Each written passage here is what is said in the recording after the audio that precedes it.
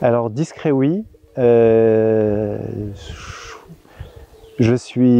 peux être très bavard quand je suis à l'aise, mais je reste d'une façon générale assez discret et un peu en retrait. Organisé, c'est le séminaire qui me l'a dit, donc j'ai découvert ça ici. Plutôt Noël, pour le froid. Saint-Séraphin de Sarov, c'est facile. Le but de la vie chrétienne, c'est l'acquisition de l'Esprit Saint. Donc voilà. Je suis l'aîné de 7 garçons et j'ai une petite sœur qui est décédée peu après la naissance. Et donc j'ai 28 ans et le dernier a 13 ans. Et ça se passe très bien. Ouais. On est très famille en général. Et donc même si quelques-uns sont mariés ou fiancés, on se retrouve assez régulièrement. On s'est retrouvés le week-end dernier par exemple au complet. Ma vocation est arrivée assez progressivement. Le souvenir le plus ancien que j'ai sur le sujet, c'est à la fin ou au début d'un cours de sport à l'école. J'étais à Sainte-Marie à l'époque, où quelqu'un, en voyant ma médaille de baptême autour du cou, me fait la réflexion qu'est-ce que c'est, etc. Et donc je lui explique que c'est parce que je suis catho et que j'ai été baptisé. Donc c'est une médaille avec mon prénom et ma date de baptême. Et réflexion directe de l'ami en question, ah t'es catho, tu vas devenir prêtre plus tard. Et je sais plus ce que j'ai répondu, mais la question est restée un peu en me disant, c'est vrai que je fais des camps, etc. Catho, j'ai toujours entendu que c'est une question qu'il faut se poser, donc pourquoi pas, mais voilà. Et ensuite j'ai laissé un peu de temps à tout ça, ça revenait de temps en temps. Et donc certains mois, je savais que je serais marié, d'autres mois, je savais que je serais prêtre. Et finalement, c'est en 2011, le 11 décembre 2011, mon frère a eu une maladie, il est tombé dans le coma, et il y a eu une veillée de prière, des veillées de prière qui étaient organisées. Et c'est en sortant d'une des veillées de prière, ou en voyant les quelques prêtres qui étaient présents, c'était au Vieux Chapitre, je me suis dit je ferai ça.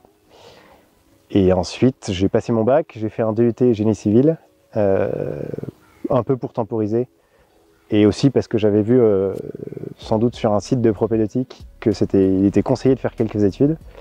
Et je suis revenu toquer à la porte du service des vocations, en l'occurrence à l'époque du Père Guillaume de Lille, juste quelques mois avant de rentrer en propédeutique à la maison Saint-Augustin. Donc comme étude, j'ai fait un bac S à Sainte-Marie à Meaux, et ensuite,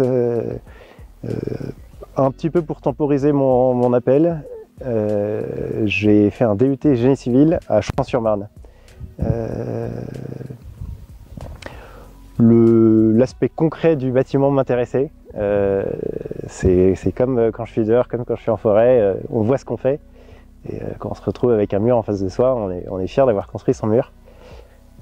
Et j'ai passé ce DUT en 3 ans, parce que j'ai redoublé une année.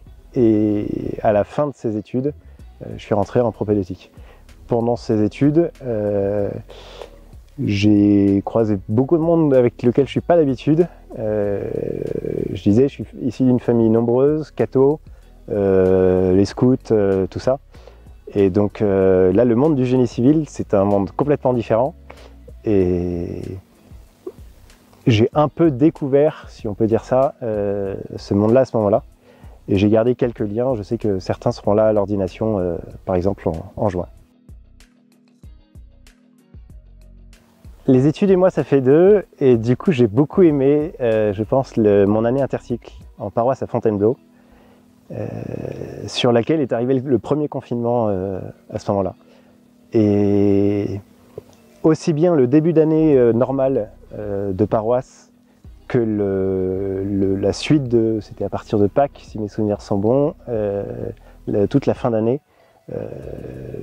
du coup un peu enfermé et à devoir improviser différemment, ça m'a beaucoup plu parce que l'excuse de on continue ce qu'on a l'habitude de faire n'étant plus là, on a dû se réinventer.